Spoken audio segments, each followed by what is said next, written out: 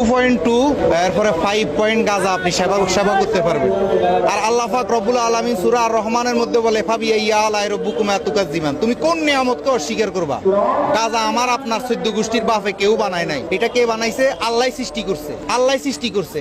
এখন আমাদের কিছু পাগল আছে, এরা লিমিট খরচ করে ফেলে, যে কোনো জিনিস লিমিট খরচ করাই হারাম। সরকারি আইন আছে আমরা 2.2 গ্রাম গ্রহণ করতে পারবেন। এখন আপনি যারা গাঁজা খায় এদেরকে আপনি মদকা দর্পণে দিতে পারেন, এদের কারণে আপনি মাজার ভাঙতে পারেন না। যেমন আমি একটা বিড়িও খাই না, কিন্তু গাঁজা যারা খায় এটা তার ব্যক্তিগত বিষয়, তার হিসেবতেই দিবে।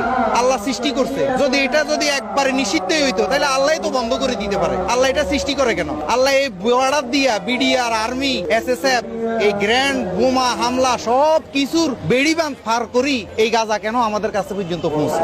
নিশ্চয় এটা আল্লাহর কোনো ইশারা আছে। এটা তো আপনি আমার কোনো ক্ষমতা নাই, এটা আল্লাহর ক্ষমতা। যদি এখান থেকে একটা নারী, যে সুন্দর নারী যে